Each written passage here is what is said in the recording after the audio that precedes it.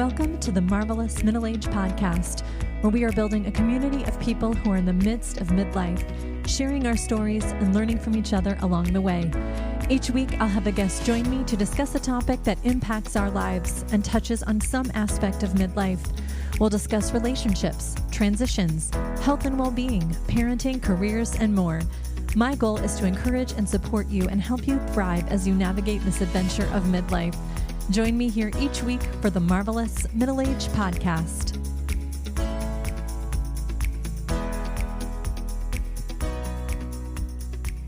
This month on the podcast, we have been exploring the idea that the start to the new year does not have to be frenetic and complicated and overwhelming. I think that many of us coming out of the holiday season feel a little exhausted, a little weary. And I don't believe that we have to always hit the ground running at 100 miles an hour in January, like you might see on social media, online. There's lots of talk about resolutions and goals, and there's nothing wrong with setting goals or creating resolutions in the new year or creating plans. I do that. I have goals and things I want to accomplish this year. But as I was preparing to go through that process, I realized that my new year doesn't have to start off at the frantic pace that I think we might all feel pressured to do. And this month, Meredith Van Ness and Sarah Watson were gracious enough to come on the podcast to share some of the things that they do and that they encourage others to do to kick off their new year in a little bit of a more gentle way, a more peaceful way. And again, not to say that goal setting isn't a great thing, because it is. But it was so encouraging to hear both of them share some things that they do themselves and also encourage us to do. And I will link in the show notes to this episode as well to Meredith's checklist. She has a self-care checklist. She talked a lot about self-care, and I would really encourage you to check that out, because it's a way for you to come up with some ideas for yourself about how you might want to start off this year. And again, by the time you're listening to this, it'll be the end of January, and you might be like, gosh, where did the month of January go? I'm kind of doing that right now. And if you haven't created a plan for self-care for the new year, check out Meredith's self-care checklist. Sarah Watson came on and just shared so beautifully how there are some things that she does for herself in the new year, one of which is she takes winter walks. Now, where you might be, it may not be winter in the sense that us Midwesterners think of winter. We are in the cold and the snow, but she enjoys taking winter walks in the peace and quiet. Bundle up. Of course, obviously, you want to be bundled up if you live somewhere cold. And if you don't live somewhere cold, lucky you. But nevertheless, taking a walk, a peaceful, quiet winter walk. She also talked about setting a word of the year. And a lot of people roll their eyes when you say word of the year. But I think if you consider a word of the year as just being kind of a guidepost, it's not something hard and fast, but rather a guidepost to look to for yourself throughout the year. I'm going to put a link in the show notes to a quiz that I do each year to come up with my word of the year. And I have one, it's connection is my word of the year. And it's amazing when you do a practice like that, whatever, you might have another practice that you do. But when I set my word for the year, it was really after looking back and doing some reflecting on 2024 that I felt like this was a word of the year for me that really held a lot of meaning. And it's not just connection in terms of external connections, although that is a big focus for me this year, connecting with people, whether it be for the podcast or I'm starting a new coaching practice this year that I will be sharing more about soon. But connecting with myself, connecting with family through making wonderful memories. Sarah talked about in her episode, she talked about thinking ahead to the end of this year. So if you're thinking about the end of 2025, December, let's say, and you want to be able to look back and say, what memories did I create? What connections did I create with my loved ones, with my family, with my friends? I love when she talked about that. If you haven't listened to Meredith and Sarah's episodes, go back and do that because they're both wonderful, very encouraging episodes. But Sarah talks about wanting to look back, be able to look back and say, did I create the memories with those that I love and care about this year? And so that's, to me, a big part of connection for me is creating memories with family, with friends, with people that I care about this year. So that's where I came up with my word of the year. If you don't do word of the year, that is absolutely fine. But for me, it's just a guidepost. It's not something that encompasses everything for me for the year, but it absolutely does play a role for myself in kind of the direction that I want certain parts of my life to head this year. So as I mentioned before, I do set some goals for the year. Whatever you want to call it, whether you want to call it goals, intentions. I don't use the term resolutions. Personally, some people really like that, and that's fine. It doesn't have to be called anything, actually, but I do set some goals. But I do some things first before I even think about what I might like to focus on for this year. I try to learn from the past, so I reflect on the previous year. I think that's important, and I think we don't do that often enough. We don't reflect back to evaluate how things went for ourselves.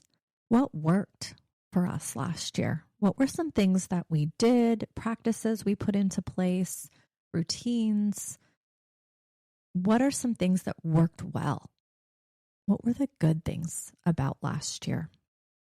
And if you had a hard year last year and you're having a hard time with that, I get that for sure. I've had that experience in previous years of my life where it was just a really hard year and it was difficult to find things to identify that worked well. But I would encourage you to reflect, what went well? What helped you focus on what matters?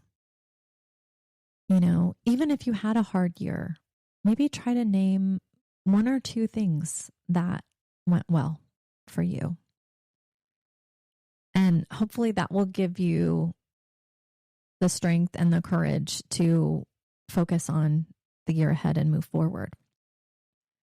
And again, on that note, look at the challenges. What didn't work well? What was challenging? What practices or plans just did not pan out for you? What needs improvement? What was hard about last year and took maybe more of your focus and intention and time than you would have liked to? It's okay to list those things out and let yourself think about those and consider those as you're planning ahead. Those might be some areas for you to focus on this year if you want to. Think about lessons you might have learned, big or small lessons. What were the good things and the challenging things from last year, and what did they teach you? Maybe there wasn't a lesson. Sometimes there isn't anything you can easily identify that you learned, but there could be. And again, that can help you also move forward in the new year. And last, but absolutely not least, is gratitude. What you were grateful for about last year. What helped you? Who helped you?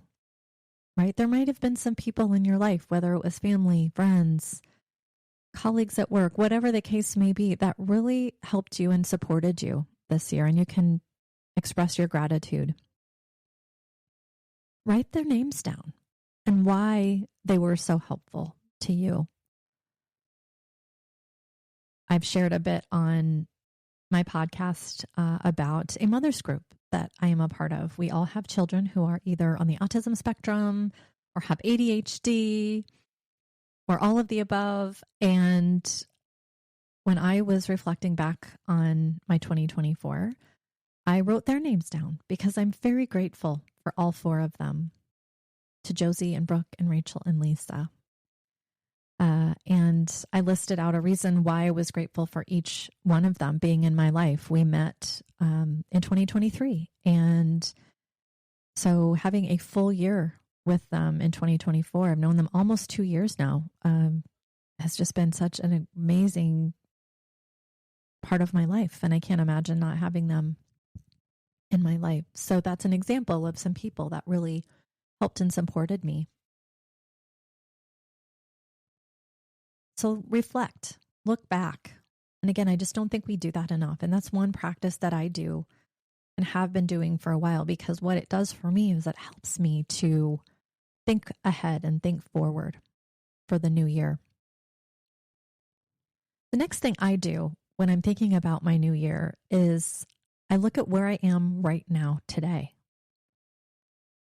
So after reflecting and evaluating the previous year, I say, okay, today, how am I doing in different parts of my life, whether it be family or finances or health and wellness, my spiritual and personal growth, work, learning, community, my home. What are some of those areas that are important to you, and how are you doing? You know, if you really want to, you can even kind of give yourself a rating, if you will, 1 to 10, with 1 being, wow, this is really not great, or I'm not satisfied in this area, to 10 being, this area of my life could not be better if I tried.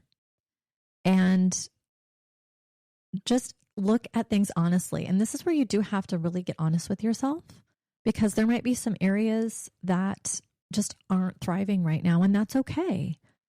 But what type of rating would you give, and why? Don't just give it a number or a grade or whatever you want to call it, but why is that? And again, doing this will kind of help you figure out going forward where you might want to focus more of your time and attention. If there are areas that maybe aren't where you'd like them to be, you might want to pick one of those and focus on that for this year. The next thing I do is I name what matters. And what I mean by that is, this is kind of where I do an evaluation to say, okay, so if I'm in December of 2025, for example, what will have mattered in this year? What are the things that I really wanted to focus on in 2025? So I write that out. I write out the things that are important to me. What will have mattered, right? Will it have mattered that my family and I made memories? Will it have mattered that I lived out my faith through my actions and my love and my encouragement for other people? What matters? And then also on the other side of that, what won't have mattered, right? What does not matter? Where do I not want to focus my time and attention? Because to me, it just doesn't really matter. Like many of you, I struggle with imposter syndrome.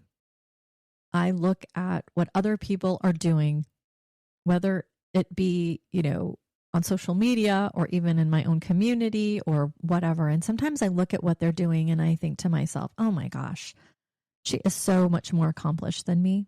She's done this or that, or someone that's doing the same types of things that I am. And I let that imposter syndrome creep in and think, well, gosh, someone else is already doing that and they're doing it way better than I could ever do. And that creeps in. And so one of the things that I am not going to let matter this year is what other people are doing. It's not to say I'm not going to celebrate each and every person in my life that I know that is just up to some really cool, great things. Absolutely not. I am going to be the biggest encourager and cheerleader. But what I'm not going to do is I'm not going to let that imposter syndrome creep in and compare myself to other people. It happens a lot, I think, for me with, this podcast, to be quite honest. I'm going to get vulnerable here. I look around in the podcasting world and I see people who have a lot more notoriety, a lot more resources, putting out excellent podcast content, especially in the middle age or midlife space.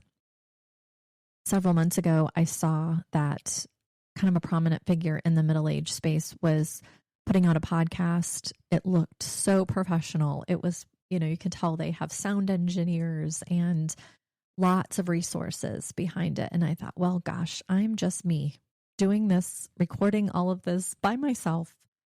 And I don't have those kind of resources to pay for professional, editing and engineering and all of sound engineering and all the things, right? And so I thought, well, gosh, am I doing the right thing here? And I thought, yeah, I am, because my voice is different than their voice. What I'm going to share is different than what they're going to share. And maybe there's somebody out there that needs to hear what I have to say in the way that I have to say it. And I just talked myself out of the imposter syndrome. So I'm not going to let what others are doing keep me from focusing on things that I would like to do or areas that I want to improve in my own life. So look at what won't have mattered this year. And then you can kind of make decisions about that. You can say, you know what, I'm going to say yes to, I'm going to believe in myself this year. I'm going to believe that I can learn new things this year. What I'm saying no to, I'm saying no to believing that I'm not enough, or that I'm at an age where, it's too late to start something new. That is something I'm absolutely saying no to. I'm 50 years old, and gosh darn it, I'm starting new things this year, and I'm excited about that. So once you've had a chance to reflect on last year, you've had a chance to look at, evaluate where you are right now, maybe find an area or two to focus on this year. You've named what matters, what does not matter to you, what you're going to say yes to this year, what you're going to say no to this year. That might then help you find a couple of areas that you would like to maybe set a goal or an intention around for the new year. My biggest advice in this area is don't try to do it all. Depending on your capacity, depending on what you have going on right now in your life, when we try to do it all, that is one of the most surefire ways for us to feel like we haven't done anything. And so I've really focused on picking kind of those one or two top areas that I want to focus on and setting goals around that, as opposed to saying, I'm going to do it all this year. Nothing wrong with feeling confident, feeling like I'm going to crush it this year. I'm going to have an amazing year. Absolutely you are. But when we try to do it all, sometimes we end up doing nothing because it's overwhelming. The other thing I would suggest is that the goals that you set build in a lot of margin. When Sarah and I recorded our episode, we talked about having white space on the calendar. Don't overwhelm yourself with packed schedules and packed days. And you might be listening thinking, well, Nicole, you don't know my life though. I've got a million things going on, and I get that. Everybody is overwhelmed and overstretched. But the more you can create some margin in your life, some white space on that calendar, I don't know, I would just encourage you to consider that. Is there something that you can step away from this year?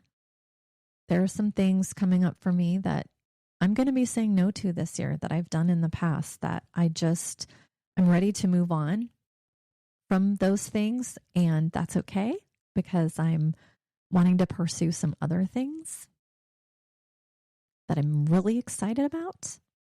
And that can be difficult. Don't get me wrong. I'm an Enneagram 2, which means we have a really hard time saying no because we want to help everyone.